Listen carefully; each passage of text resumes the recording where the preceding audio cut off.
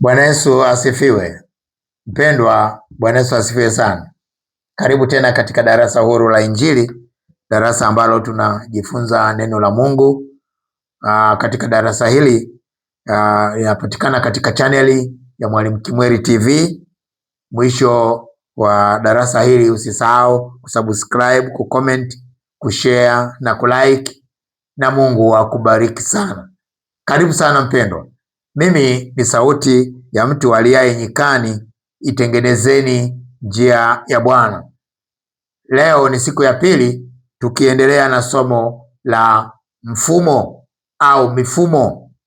Leo ikiwa ni siku ya pili, na leo nataka tuangazie namna shetani anavyopanda mfumo huu au mfumo wake kwa wanadamu. Na mfumo ni nini sasa? Nikukumbushe kidogo mambo ambayo tuliyajadili kipindi kilichopita. Mfumo ni mpangilio wa kanuni katika maisha ya mtu, au ni mpangilio wa sheria au mamlaka katika maisha ya mtu, ambao huo mfumo unamlazimisha mtu kuamua na kutenda kama mfumo huo unavyotaka. Hata kama huyo mwanadamu hataki, atatenda kulingana na mfumo unavyotaka. Kwa mujibu wa somo hili, mfumo ni nguvu ya kanuni au ni kanuni inayomwongoza mtu namna ya kufikiri, namna ya kuwaza, na namna ya kuamua, na namna ya kutenda, lakini namna ya kutenda namna fulani mara kwa mara nje ya matakwa yake. Haijalishi anapenda au hapendi, kuna mfumo fulani unamsukuma kutenda. Kwa mfano, nilikupa mfano wiki iliyopita kwamba kuna familia nyingine, nimewahi kuona familia nzima ni walevi wa pombe chakali. Ikifika jioni, mpaka watoto mpaka vijukuu vinanyosha pombe mgongoni huko, kama kanalia kananyosha pombe mgongoni, kanalewa, kanalala. Kwa hiyo ukifuatilia hiyo familia imepewa mfumo wa kudumu katika dhambi hiyo ya ulevi. Kuna familia nyingine zimejengwa katika mfumo wa uchawi, unakuta mpaka vijukuu wote ni wachawi, wote ni wachawi, wote ni wezi, baba, mama, watoto, wajukuu, wote unakuta wote wana mfumo mmoja unaofanana. Na ukifuatilia sana utakuta hii mifumo imejengwa sana kwa mtu mmoja mmoja. Leo tutaenda kwa mtu mmoja mmoja, lakini kwa familia, kuna familia zimekamatwa na mfumo mmoja, kuna koo zimekamatwa na mfumo mmoja. Unasikia sisi katika familia yetu hatuolewi, au kila mtu akifikia miaka fulani anakufa. Kuna mfumo umewekwa na wote wanafuata huo mfumo, wapende wasipende, kuna mfumo huko pale. Na tumejifunza kwa undani sana kipindi kilichopita. Mfumo ni nini? Ni mazingira ya kiroho na kiakili yanayoamua namna ya kuishi, namna ya kutenda, namna ya kusema.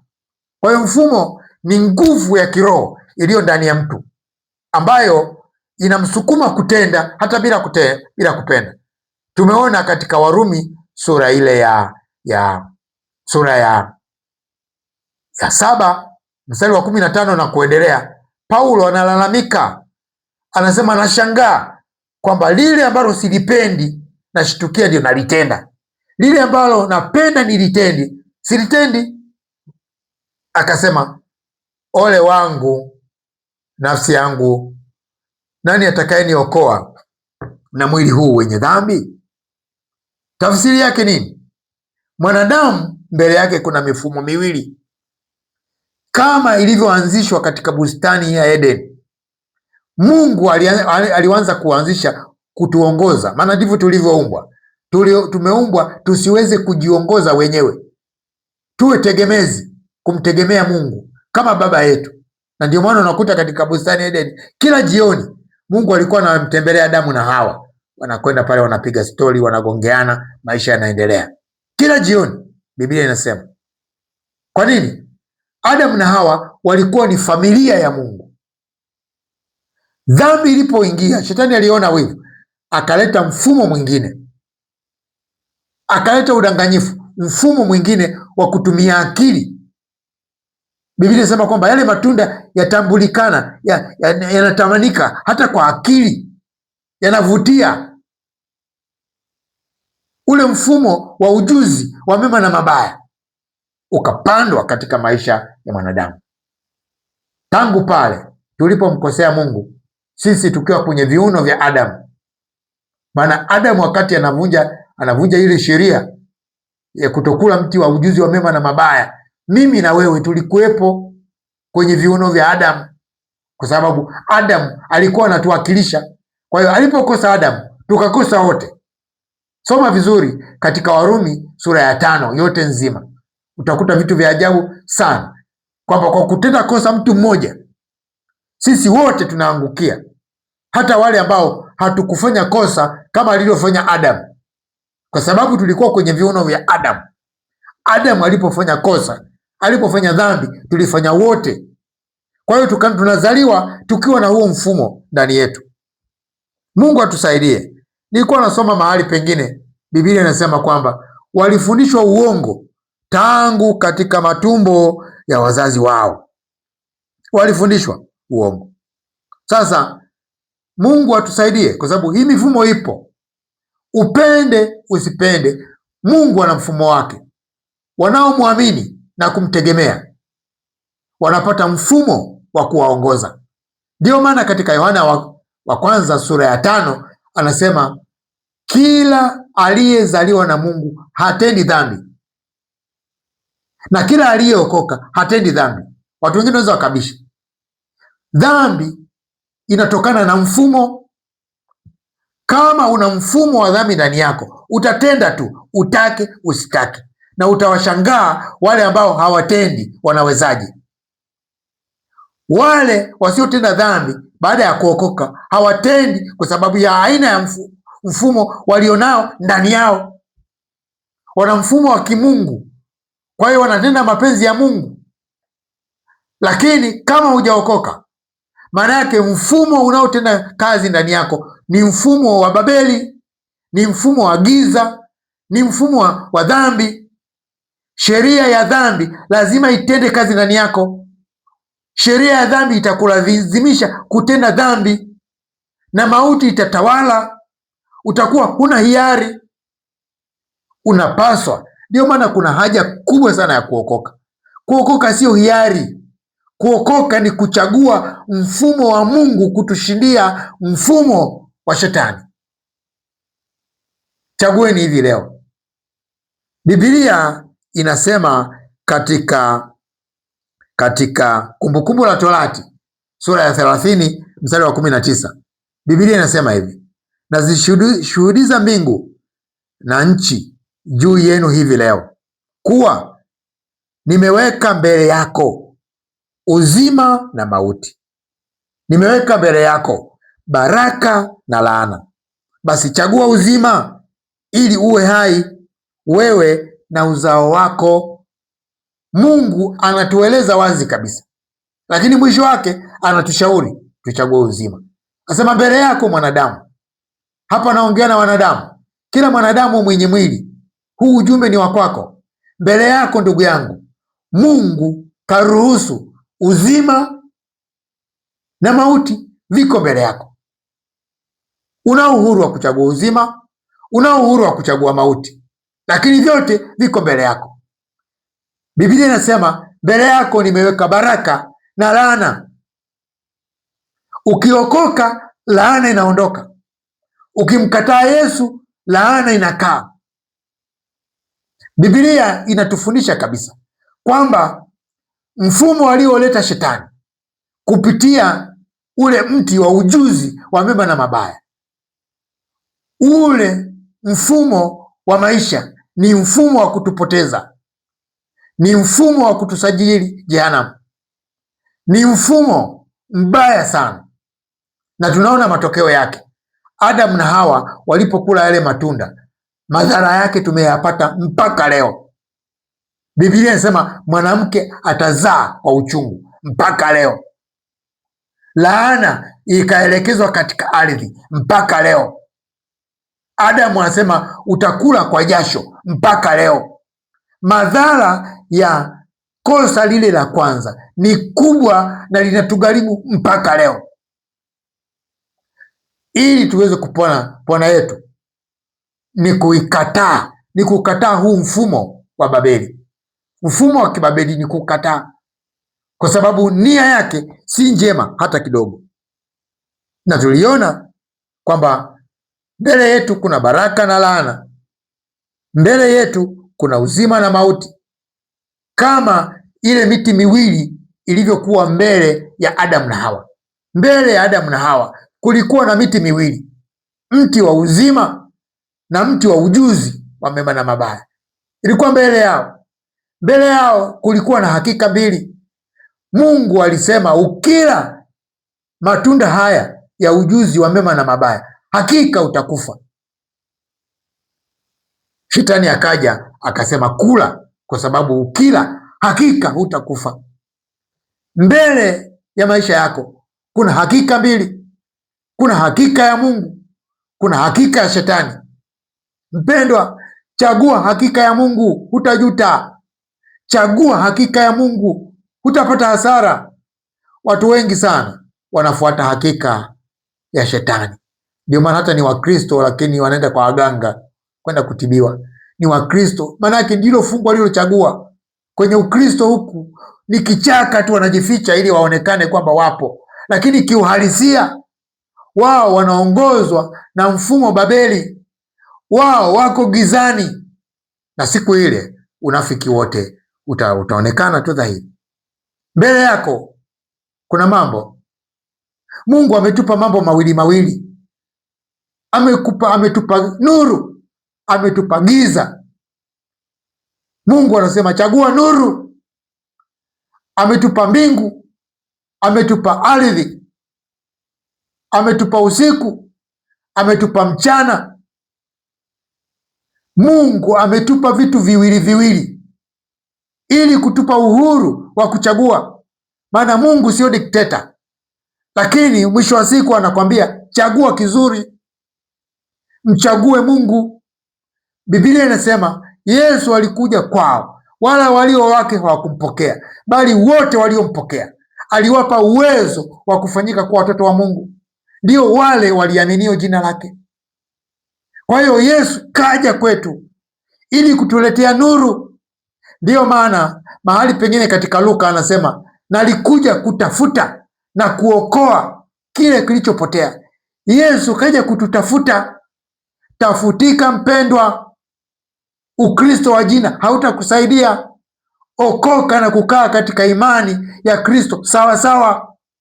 Simama kwa miguu yako katika imani sawa sawa, kwa sababu kuna faida gani kuwa Mkristo ukatimiza matakwa yote ya Kikristo, lakini baada ya maisha haya unakwenda jehanamu? Kuna faida gani?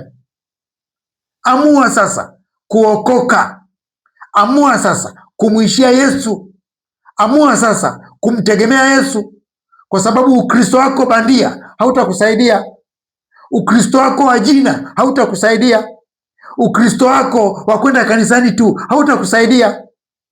Unakwenda kanisani wakati una hirizi, unamdanganya nani? Unakwenda kanisani kwenda kuimba kwaya wakati unatumia madawa ya waganga wa kienyeji, unamdanganya nani? Unataka nini katika Ukristo? Kwani unataka nini? Nini unachokitafuta? Chagua uzima, chagua baraka mpendwa, chagua kumwamini Yesu, chagua kumtegemea. Mbele ya Adamu na Hawa kulikuwa na hakika mbili, hakika ya Mungu na hakika ya Shetani. Adamu na Hawa wakaamua kuichagua hakika ya Shetani. Tumeona kilichowapata. Tusifanye kosa mpendwa katika uhai huu. Maisha haya ni mafupi sana. Usijidanganye mpendwa, katika maisha haya mafupi tumia muda kumchagua Mungu. Tumia nafasi hii ya uzima huu aliyokupa kumtegemea, kumuishia, kwa sababu kuna maisha yajayo yanategemea huku duniani ulichagua mfumo upi wa kukuongoza. Mungu atusaidie, kwa sababu mifumo hii iko mbele yetu. Katika Mwanzo sura ya 2 mstari wa 15 Biblia inasema Bwana Mungu akatwaa huyo mtu akamweka katika bustani ya Edeni ailime na kuitunza. Mungu alimwagiza lima, tunza, kuonyesha kwamba mwanadamu lazima aishi kwa maelekezo ya Mungu.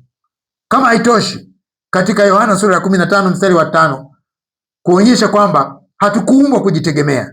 Yesu anasema hivi, mimi ni mzabibu, ninyi ni matawi, akaaye ndani yangu nami ndani yake, huyo huzaa sana, maana pasipo mimi ninyi hamwezi kufanya neno lolote.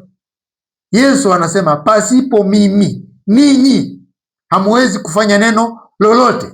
Maana yake nini? Lolote tulilolifanya ni lile ambalo Kristo Yesu ametuagiza kufanya, likiwa jema, likiwa ni baya. Sio Yesu aliyetuagiza kufanya, lakini sio sisi, tumesukumwa na mfumo kufanya. Maana yake nini anaposema pasipo mimi ninyi hamwezi kufanya neno lolote? Ana maana gani? Yesu anasema mimi nina mfumo wangu. Kama unataka kufanya ambacho Mungu anataka, ni lazima ufanye sawasawa na mfumo wa kwangu, ndipo utafanya. Biblia inasema kuonyesha mifumo hii ni tofauti na ipo na inafanya kazi. Wakolosai sura ya 1 mstari wa 13 na wa 14, neno la Mungu linasema naye Yesu alituokoa katika nguvu za giza, akatuhamisha na kutuingiza katika ufalme wa mwana wa pendo lake, ambaye katika yeye tunao ukombozi, yaani msamaha wa dhambi. Kwa Yesu Kristo tunapata msamaha wa dhambi, na tukipata msamaha wa dhambi, Biblia inasema kwamba hapo tumekombolewa, na kama tumekombolewa, hapo tumeokolewa. Yesu kaja duniani kututoa katika wimbi la dhambi, katika mfumo wa Babeli unaoendekeza dhambi,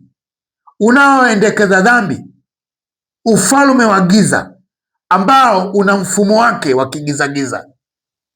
Yesu alikuja kutuokoa kule, akatukomboa kule, akatuhamisha, akatuingiza katika mfumo mwingine wa mwana wa pendo lake. Badiliko lazima. Mkristo lazima aonyeshe badiliko katika kusema kwako, katika kutenda kwako, katika kuwaza kwako, katika kuwahudumia wananchi, katika maeneo yote. Lazima uonekane kwamba wewe uko tofauti. Usipokuonekana tofauti, wewe uko sawa nao. Hata kama unaenda kanisani, kama wewe unaabudu mizimu, kama wewe bado unaabudu wachawi, bado kama wewe una matunguli, bado wewe una mahirizi, hata kama wewe ni kiongozi wa dini mkubwa namna gani, wewe ni wa Ibilisi, na kazi za Ibilisi ndizo unazozitenda. Mungu atusaidie ili tuweze kutoka huko.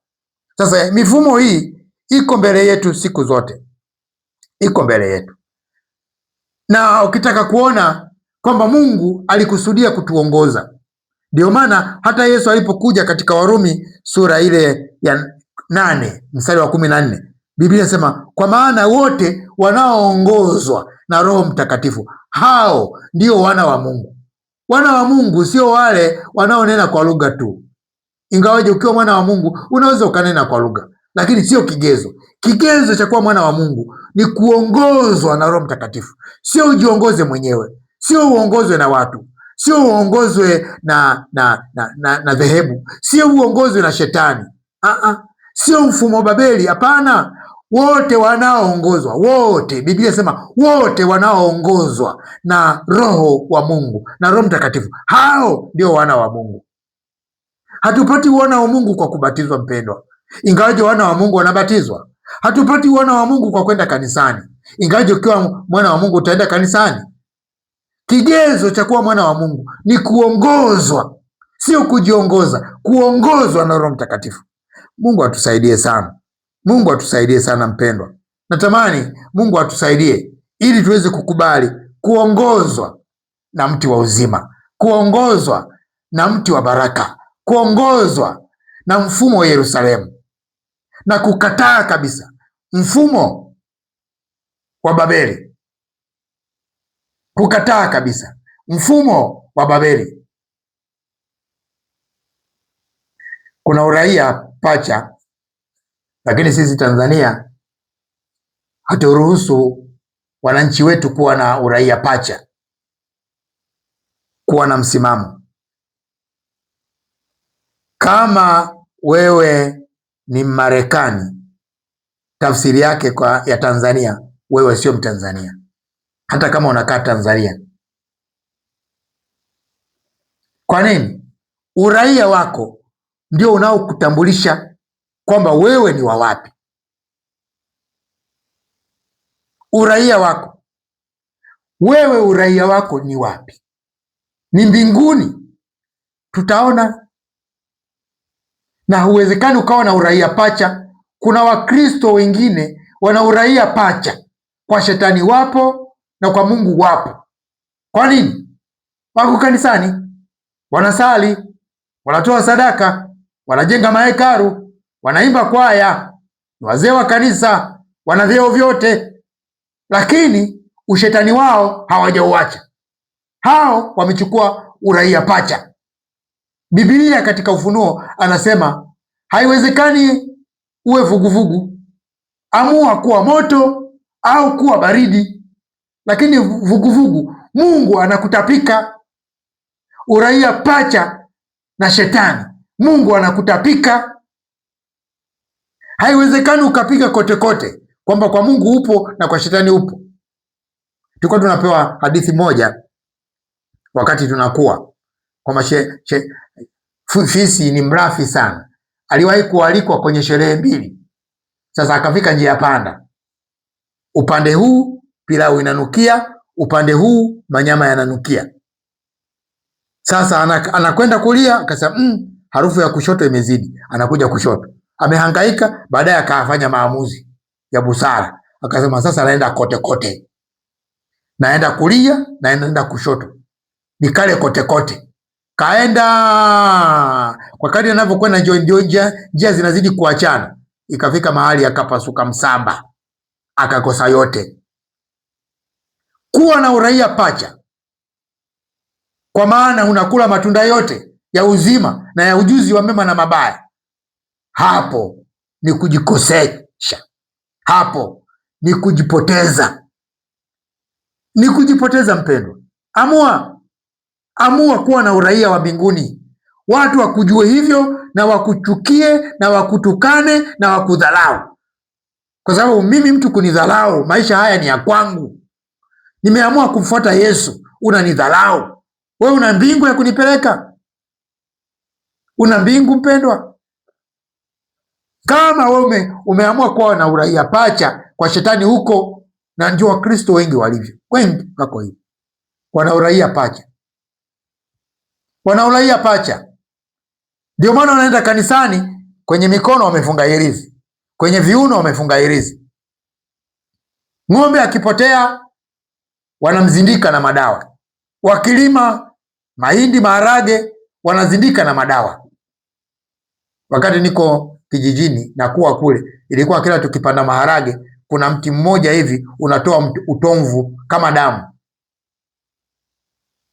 Basi unakata kipande, unaweka kona ile kona ile kona ile kona ile, ili watu wenye nia mbaya eti, na walikuwa wanafanya mpaka Wakristo tulikuwa tunawaona. Wakati huo mimi nilikuwa kwenye dini yangu fulani, kwa sijakuja huko,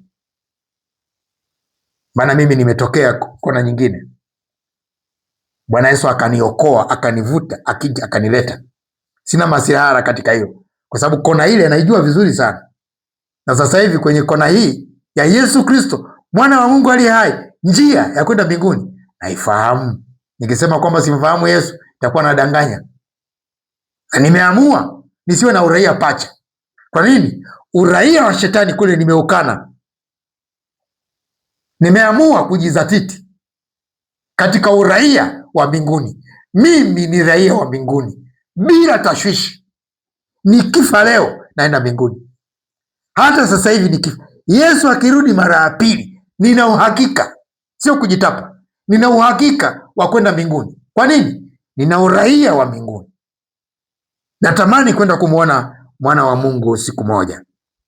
Sasa mbele yetu kuna mambo hayo mawili, na mimi leo nataka nikukumbushe kitu cha muhimu sana, jinsi shetani anavyopanda huu mfumo wake wa giza katika maisha ya wanadamu. Sasa hivi anapandaje huu mfumo? Anafanyaje? Ni kitu gani anachokiunda kwa mwanadamu? Akikishika tu hivi ameshamkamata mwanadamu na kumpeleka anakotaka. Tunataka tujifunze namna shetani anavyopanda mfumo wa Babeli ndani ya mwili au ndani ya maisha ya mwanadamu.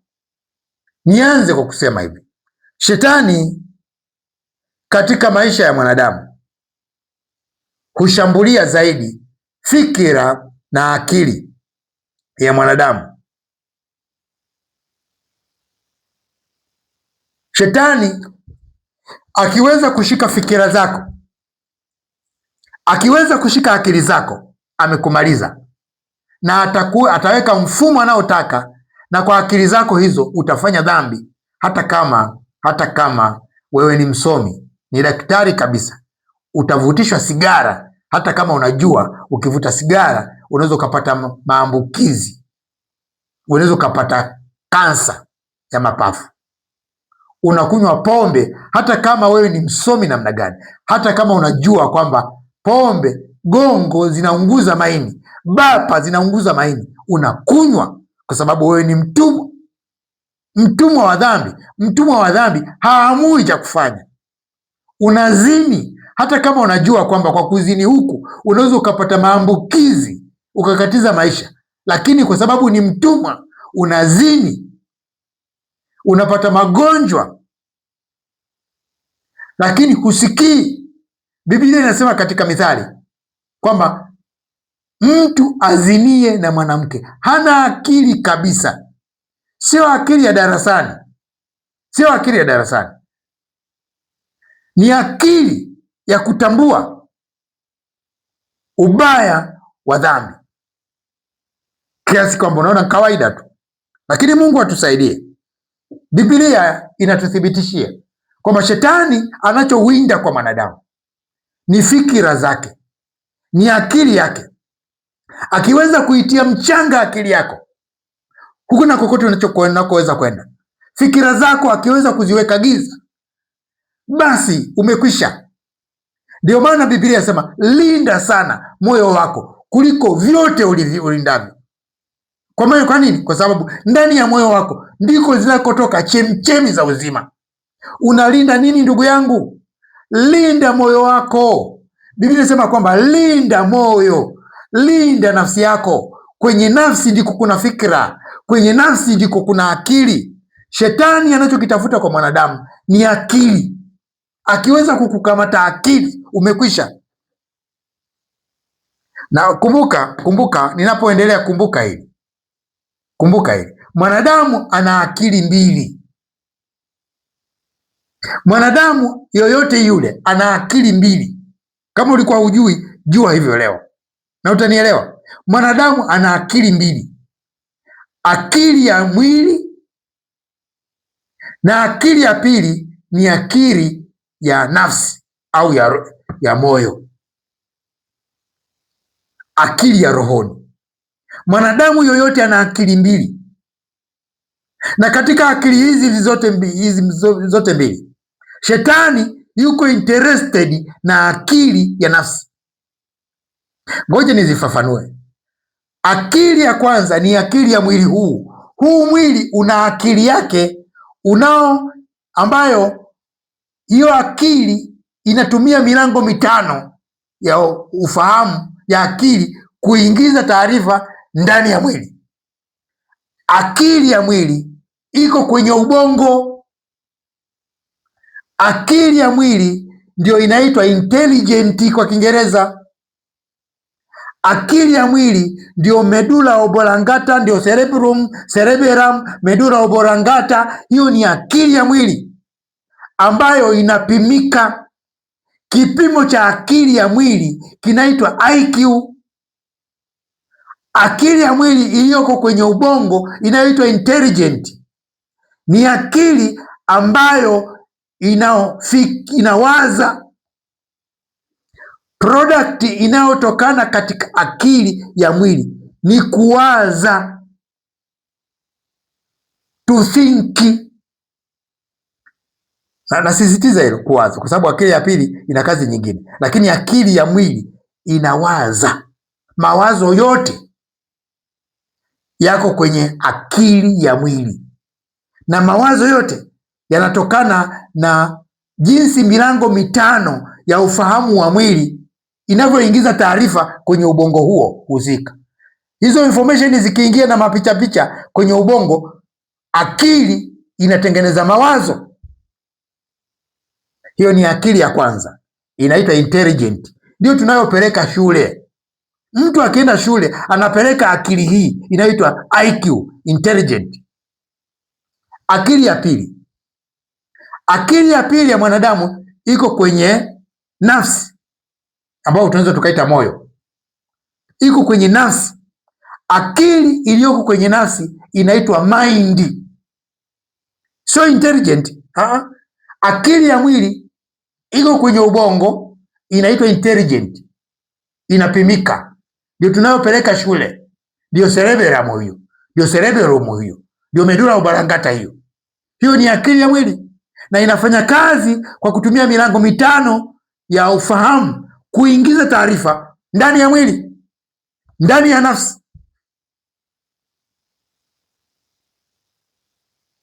Na kazi ya akili ya mwili kama nilivyosema ni kuwaza, to think. Akili ya pili ni akili ya nafsi, iko kwenye nafsi, ni akili tunayozaliwa nayo.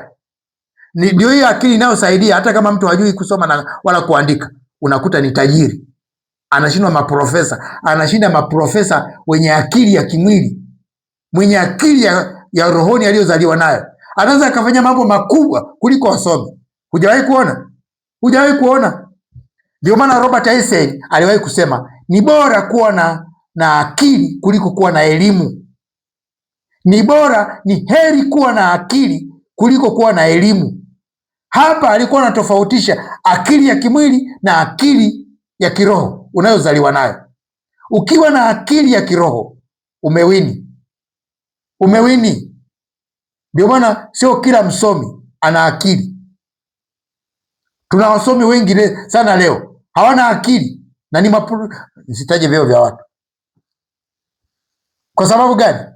Usomi na akili ni vitu viwili tofauti. Akili inaitwa mind, ni ya kiroho. Mungu ndio anaowinda kukuongoza, shetani ndio anaowinda ili akuongoze. Shetani na Mungu wanamgombea mwanadamu kwenye kipengele gani? Mind. Kwenye kipengele gani? Akili ya nafsi. Na kazi ya akili ya nafsi ni kufikiri, sio kufikiri, ni meditate. Kufikiri, sawa, kufikiri. Kuna kuwaza, to think. Kuna kufikiri, to meditate. Sasa kumeditate kuko kwenye akili inayoitwa mind, na ndio maana misimamo yote mibovu ya shetani akitaka kupate anaitengeneza kwenye mind. Kama umewahi kusikia huyu mindset yake, mindset, unaishi kulingana na mindset. Mind yako, akili yako imejengwaje? Ikijengwa kihasihasi, utawaza kihasihasi hivyo hivyo. Ikijengwa kipositivu, utafikiri kipositivu hivyo hivyo. Mindset ndio inayoongoza utu wa mtu. Unanena kulingana na mindset, unatenda kulingana na mindset, utaamua kulingana na mindset, sio mawazo. Watu wana mawazo mengi sana, lakini hakuna wanachokifanya. Lakini wazo likiingia katika mind, likifanyiwa kazi, lazima utende.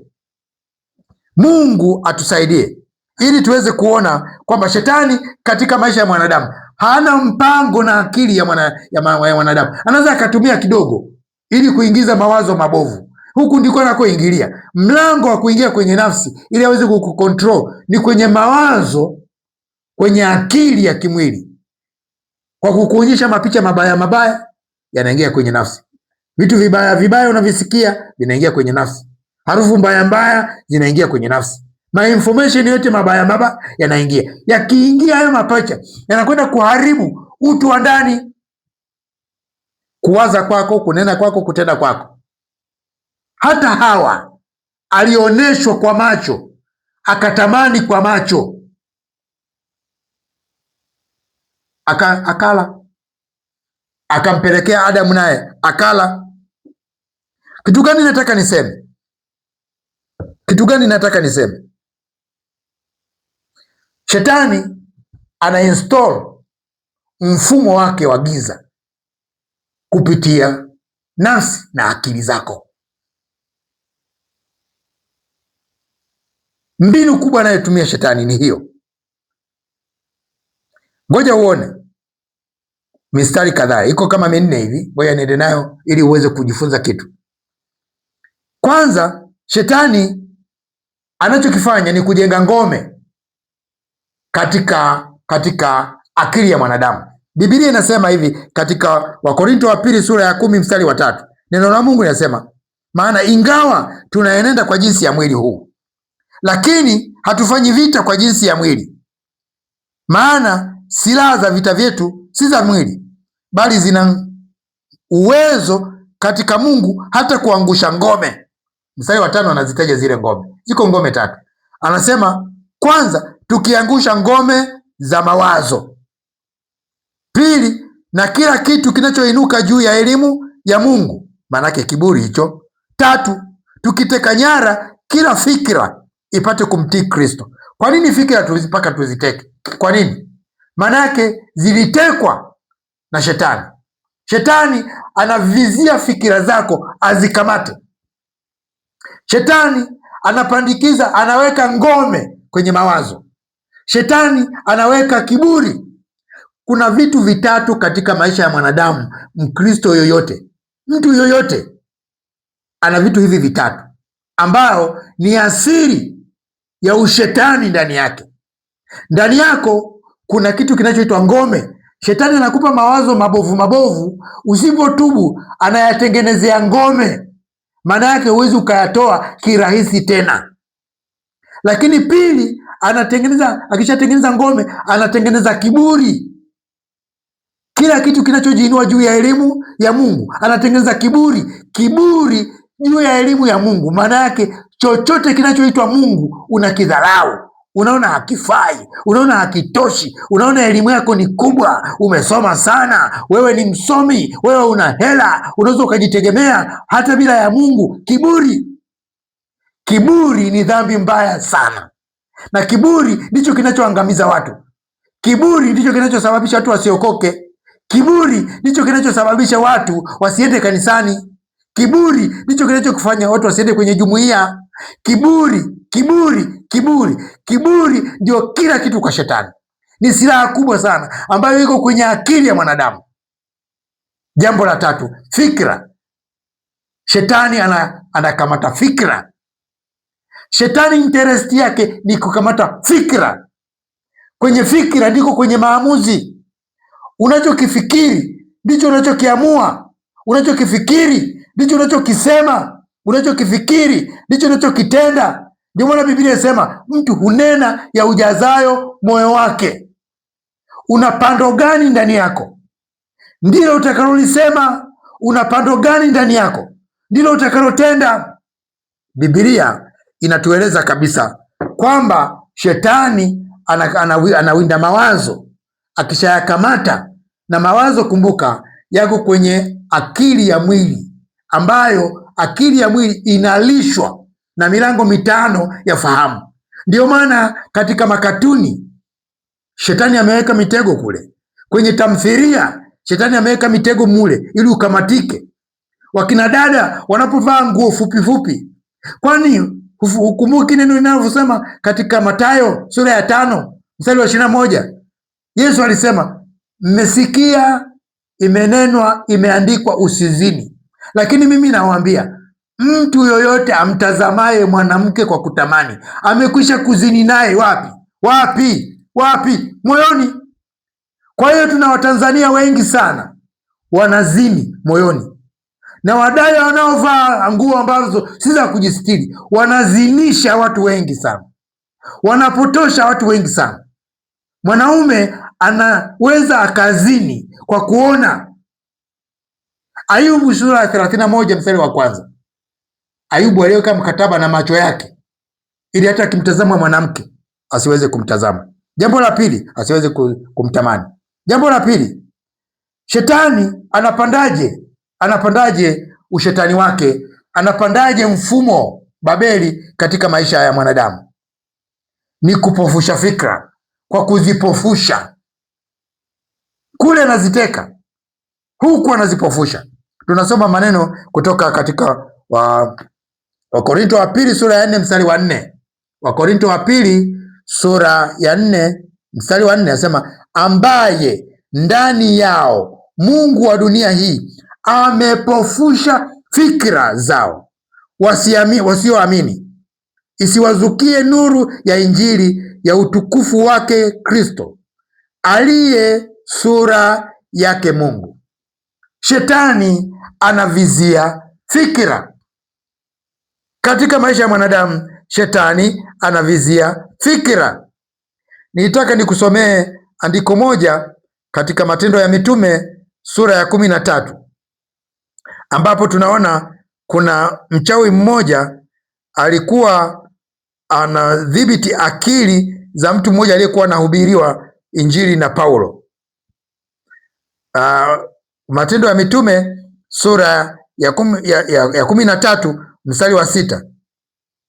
Biblia inasema, walipokwisha kupita katikati ya kisiwa chote cha Pafo, wakaona mtu mmoja mchawi, nabii wa uongo, Myahudi, jina lake Bar-Yesu. Unaona, huyu ni Myahudi lakini ni mchawi. Unaweza ukawa Mkristo lakini mchawi. Tuna wachawi wengi sana. Mstari wa 7, mtu huyu alikuwa pamoja na liwali Sergio Paulo, mtu mwenye akili. Unaona, ametaja akili. Huyu Sergio Paulo alikuwa ni mtu mwenye akili. Yeye liwali akawaita Barnaba na Sauli waje kwake, akataka kusikia neno la Mungu kutoka kwa kina Paulo. Mstari wa 8, lakini Elima yule mchawi, maana ndio tafsiri ya jina lake, akashindana nao, akitaka kumtia yule liwali moyo wa kuiacha ile imani. Moyo. Kwa hiyo wakati wa kina Paulo wanahubiri, mchawi anafanya uchawi wake kwenye moyo ili yule Sergio Paulo asilipokee neno. Unaona sasa, shetani anacheza na moyo, shetani anacheza na akili, mind. Shetani anacheza na moyo wako. Unaona hapa alikuwa anacheza na akili za Sergio Paulo. Mstari wa 9 anasema, lakini Sauli ambaye ndiye Paulo, akijaa Roho Mtakatifu, akamkazia macho, akasema, mwenye kujaa hila na uovu wote, mwana wa Ibilisi, adui wa haki yote, huachi kuzipotoa njia za Bwana zilizonyooka? Basi angalia, mkono wa Bwana u juu yako, nawe utakuwa kipofu, usilione jua kwa muda. Mara kiwi kikamwangukia na giza likamzunguka, na kutafuta mtu wa kumshika mkono na kumwongoza. Kwa jina la Yesu, wachawi wote Tanzania ninawapiga upofu, ninaharibu macho yao, ninaharibu nguvu zao, ninaharibu kama Elima alivyoharibiwa. Yesu ni yule. Nguvu za wachawi na watu wote wanaotegemea uchawi wameshindwa katika jina la Yesu kupotoa fikra na maamuzi ya watoto wa Mungu. Wakorintho wa pili sura ya 4 mstari wa 4 inatueleza kabisa hapa kwamba shetani anapofusha fikra ili watu wasiisikie Injili. Kumbe wakati watu mwingine hawaokoki kuiamini Injili kwa sababu fikra zimetiwa giza. Mungu atutie nguvu kufungua fikra zetu zikapokee nuru. 3, Waefeso sura ya 4 mstari wa 17. Waefeso 4:17, 3 hii. Biblia inasemaje? Anapandaje? 3, akili zinatiwa giza. Katika Waefeso 4:17, basi nasema neno hili tena, nashuhudia katika Bwana tangu sasa, msienende kama mataifa waenendavyo. Mataifa wana mienendo yao, na sisi tuliokoka tuna mienendo yetu. Tusiigane, hasa mtu wa nuru. Hutakiwi kuiga, hutakiwi kwenda sawasawa na mataifa wanavyokwenda katika mienendo yao. Asema katika ubatili wa nia zao. Ukija kukuta neno nia kwenye Kiswahili, kwenye Kiingereza ni mind, na mind ni akili ya kuzaliwa nayo.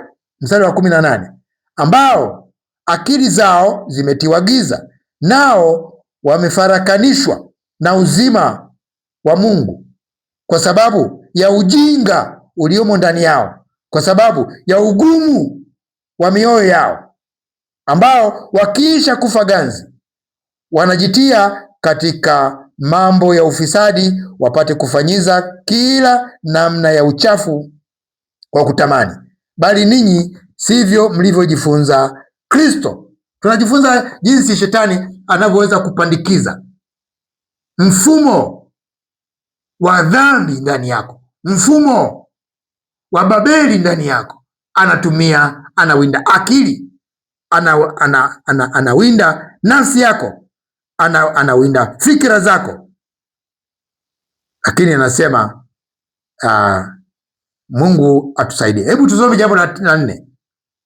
Jambo la 4, anafanyaje?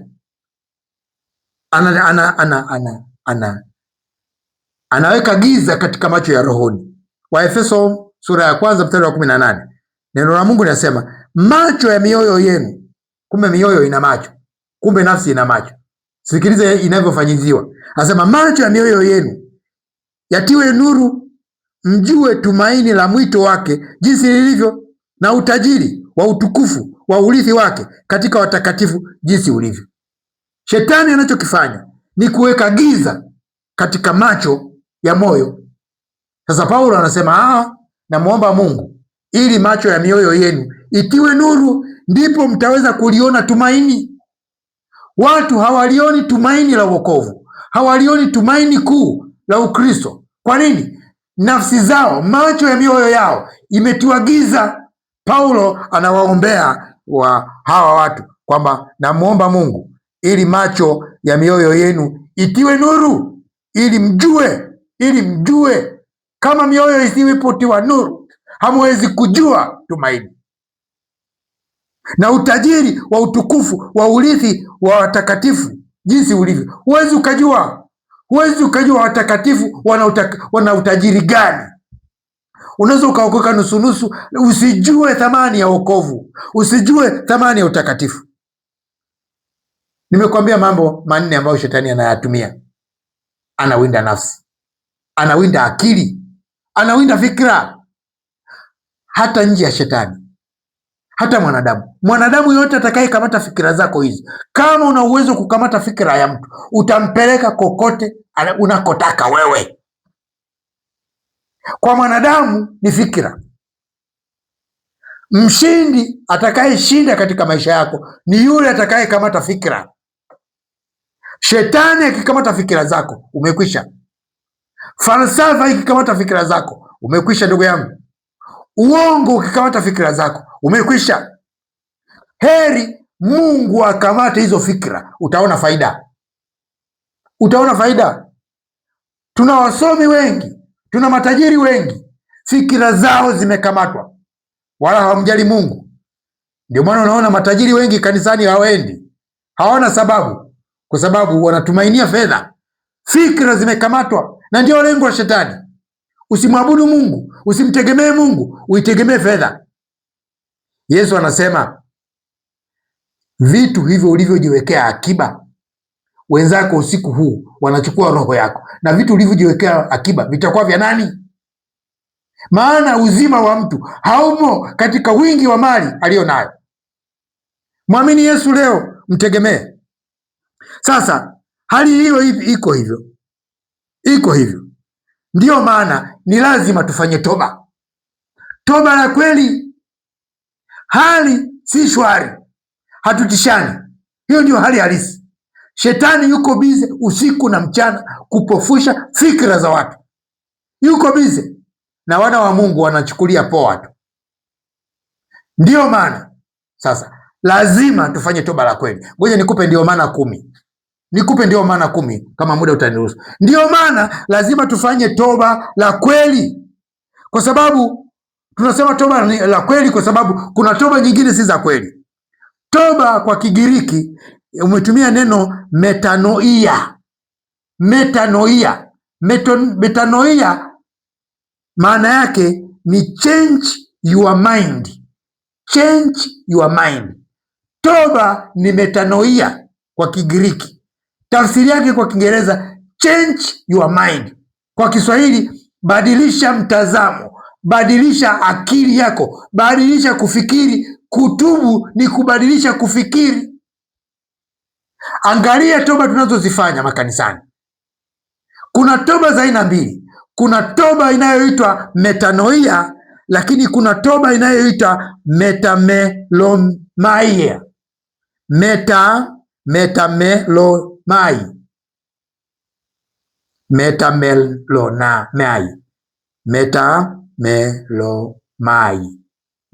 metamelomai. Metamelomai. Tuseme wote, metamelomai. Ile ya kwanza metanoia ni kutubu kwa kubadilisha namna ya kufikiri. Lakini aina ya pili ya kutubu ni metamelomai. Maana yake ni kutubu kwa ajili ya hofu. Unapigwa mkwala, Yesu anakuja, moto, unakuwa na wasiwasi, unatubu. Hubadilishi mtazamo, hubadilishi kufikiri. Yoyote atakayebadilisha namna ya kufikiri kwake ametubu. Kuna toba tunazisema, lakini hatubadilishi tabia, hatubadilishi mtazamo, hatubadilishi namna ya kufikiri, namna ya kuwaza, hatubadilishi. Sio toba. Ndio maana kanisani kule, baada ya toba, mchungaji anasimama anasema, ungamo hili likiwa ni la haki, na mkitaka kwa moyo msamaha wa dhambi kwa agizo la Mungu na kwa mamlaka niliyopewa, na watangazia Mungu kwa rehema yake na kwa neema yake, na watangazia kwamba amewasamehe dhambi zenu zote. Unaona anavyoanza? Anasema ungamo hili likiwa ni la kweli. Maana yake maungamo mengi ni ya uongo. Ni haya ya metamelomai, sio toba metanoia. Mungu atusaidie ili tutubu toba ya metanoia.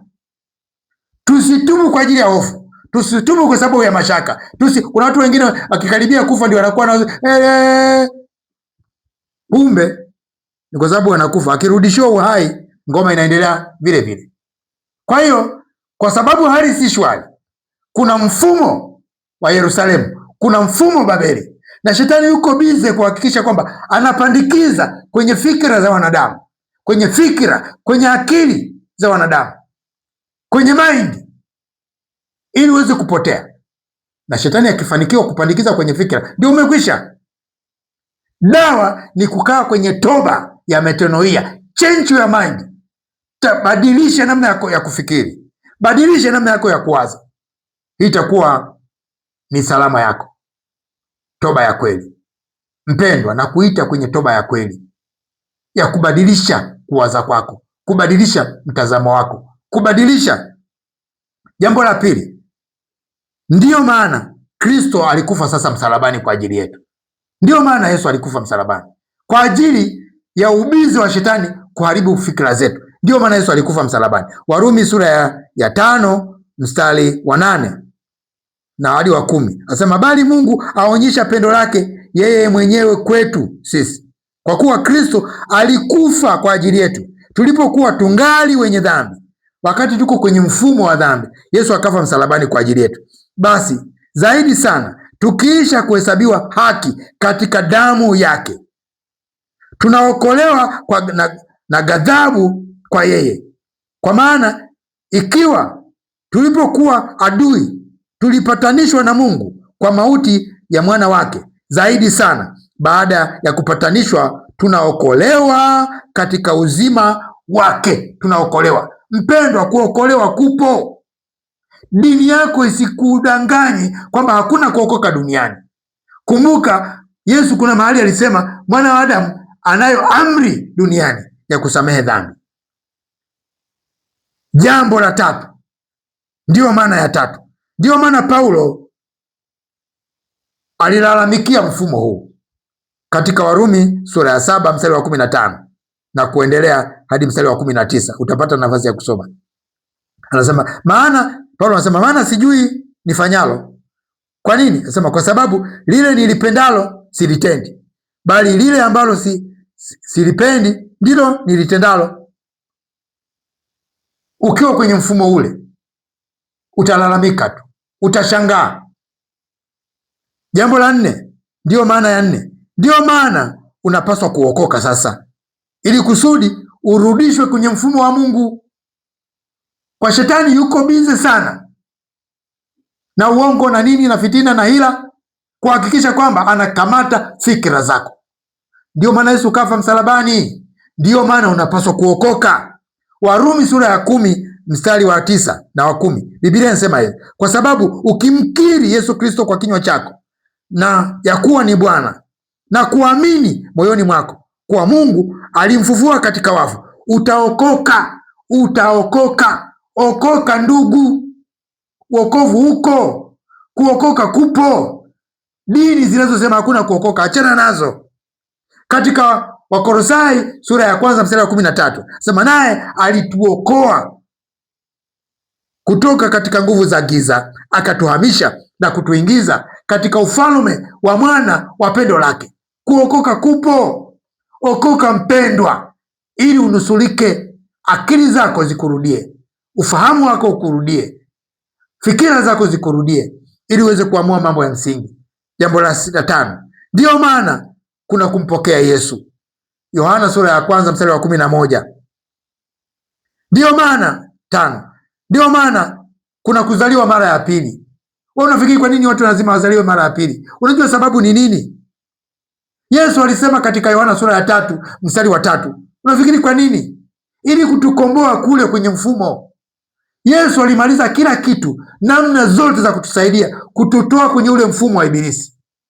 Anasema hivi katika Yohana 3:3 hadi 6, anasema Yesu akajibu akawaambia, amini amini na kuambia, mtu asipozaliwa mara ya pili hawezi kuuona ufalme wa Mungu. Nikodemo akamwambia, awezaje mtu kuzaliwa akiwa mzee? Aweza kuingia katika tumbo la mamaye mara ya pili akazaliwa? Yesu akajibu, amini amini na kuambia, mtu asipozaliwa kwa maji na kwa Roho hawezi kuingia ufalme wa Mungu. Kilichozaliwa kwa mwili ni mwili, kilichozaliwa kwa Roho ni roho. Mungu atusaidie. Ndiyo maana tunapaswa kumwamini Yesu Kristo. Yohana 3:16. Ndiyo maana Yesu alikuja kutafuta na kuokoa kile kilichopotea. Luka 19 mstari wa 10. Ndiyo maana Mungu alikuwa ndani ya mwanawe akiupatanisha ulimwengu na nafsi yake. Wakorinto wa pili sura ya 5 mstari wa 18. Ndugu yangu mpendwa, usikawie na kushauri, mwamini Yesu. Okoka leo, mpe Yesu leo maisha. Hata kama ni Mkristo, jiulize, Yesu akija leo unaenda mbinguni? Kama huna uhakika wa kwenda mbinguni pamoja na Ukristo wako, maana yake unamtaka Yesu, unamhitaji Yesu akuokoe. Na ili uokoke, mimi nitakuongoza maneno machache haya, sala yako ya toba. Hebu rudia haya maneno ninayotamka. Fanya ni maneno yako, nikupatanishe na Kristo, nikupatanishe na Roho Mtakatifu kwa jina la Yesu. nikupatanishe na Roho Mtakatifu kwa jina la Yesu. Sema, Bwana Yesu, mimi ni mwenye dhambi, nakuja mbele zako na dhambi zangu zote. Ninakuja kwako, unitue mzigo wangu wa dhambi, maana ulisema, njoni kwangu ninyi nyote msumbukao na wenye kulemewa na mizigo, nami nitawapumzisha. Nakuja kwako leo, unipumzishe, unisamehe dhambi zangu zote, unihesabie upya kwamba ni mwenye haki, unizae mara ya pili niwe mtoto wako, utakase mawazo yangu, uteke nyara fikra zangu zipate kukutii. Namhitaji Roho Mtakatifu aniingie ndani yangu, namhitaji Roho Mtakatifu anifundishe ndani yangu. Asante Yesu kwa kufa msalabani kwa ajili yangu. Asante Yesu kwa kuniokoa. Ninaamini na kuokoka sasa katika jina la Yesu, amen.